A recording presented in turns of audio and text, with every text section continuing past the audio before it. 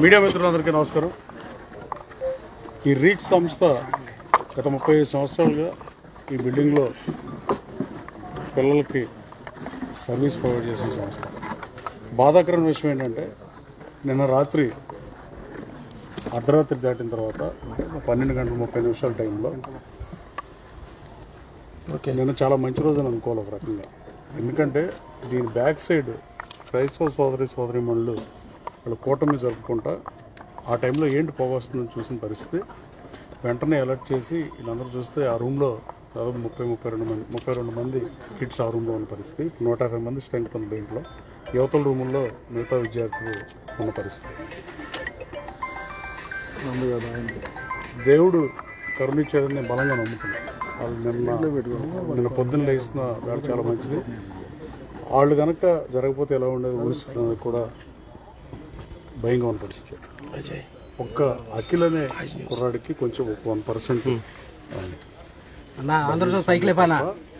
ఆయన వేంపాడు గ్రామానికి సంబంధించిన స్టూడెంట్. సో తన్ని గవర్నమెంట్ హాస్పిటల్ తీసుకెళ్ళి చీటీ తీసుకెళ్ళిపోయారు. అవసరం లేదని చెప్తున్నారు వాళ్ళ తల్లిదండ్రులతో కూడా మాట్లాడిన పరిస్థితి. అవసరమైతే వాళ్ళు మంచి ప్రైవేట్ హాస్పిటల్లోనే ట్రీట్మెంట్ ఇచ్చే కార్యక్రమం డెఫినెట్గా మేము తీసుకుంటాం. అలాగే యాదృచ్ఛికంగా కాకతాళీయంగానో యాదృచ్ఛికంగానో ఎవరికి తెలియని పరిస్థితి ఏం జరిగింది. షార్ట్ సర్క్యూట్ అయిందా? షార్ట్ సర్క్యూటే మోస్ట్ లైక్లీ అయి ఉంటుంది. సో ఈ సంఘటన బాధాకరం. Thank you.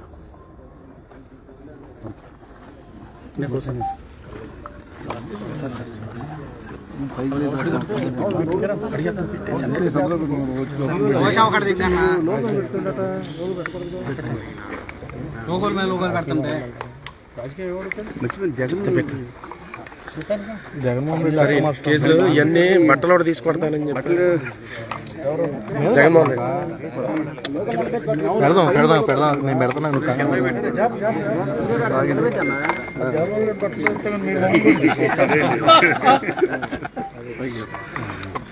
చూడండి ఆయన ఒకసారి చెప్తారు. అటు పెడితే అటున్నర పెడతానని చెప్పని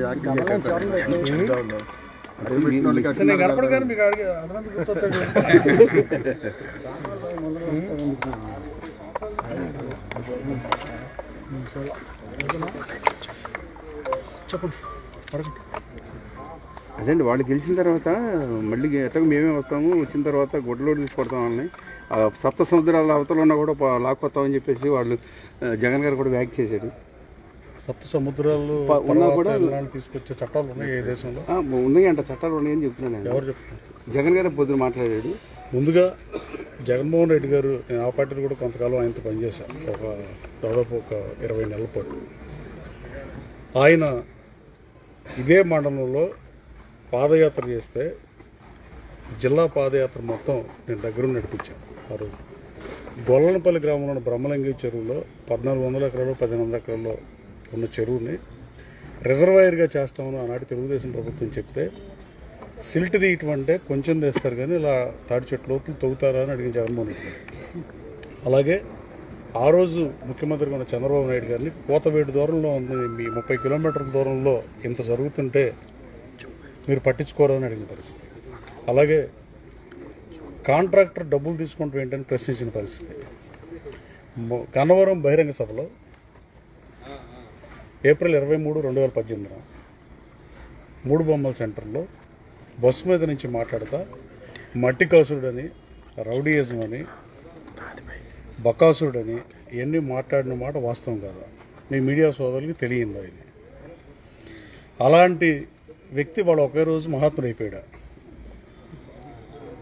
అంటే మీరు అధికారంలోకి వచ్చిన తర్వాత విచారణ చేస్తానని చెప్పి విచారణ జరిపించలేదు. ఎందుకు జరిపించలేదో సమాధానం లేదు.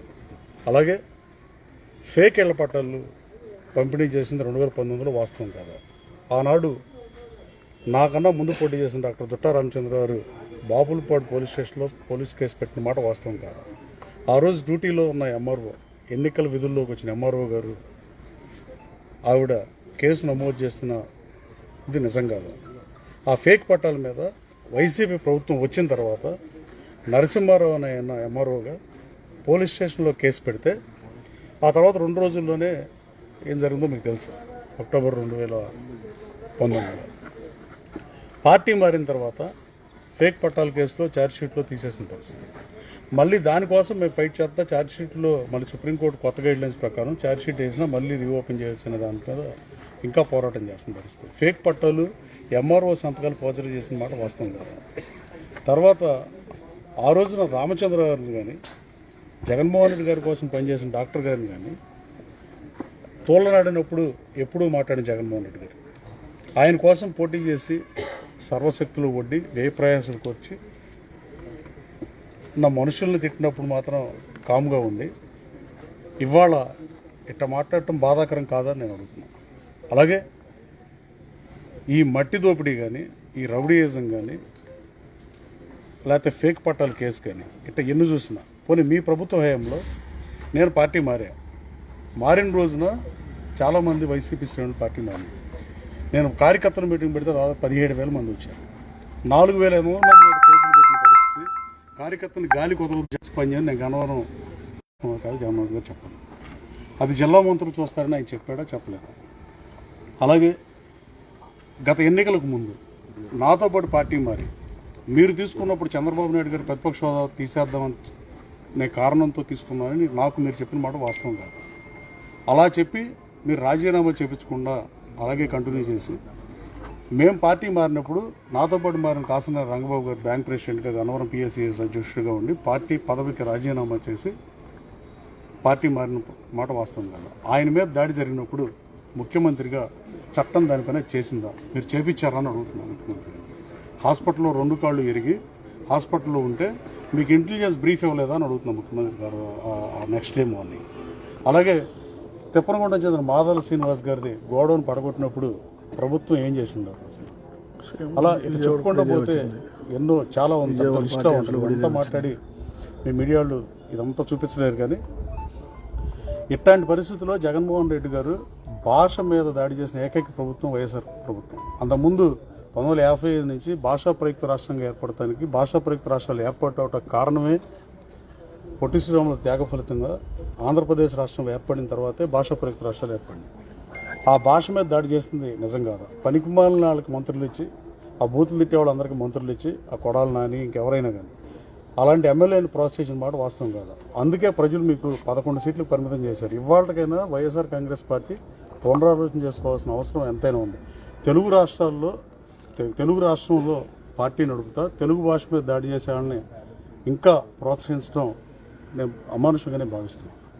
అలాగే ఇంకా ఆయన ఏ ఎంక్వైరీ ఎందుకు చేపించాల? బ్రహ్మలింగే చెరువు మీద ఎంక్వైరీ చేస్తానని ఆనాడు ప్రతిపక్ష నాయకుడిగా ఉన్న జగన్మోహన్ రెడ్డి గారు ముఖ్యమంత్రి అయినాక ఎందుకు మాట మార్చారని అడుగుతున్నాను.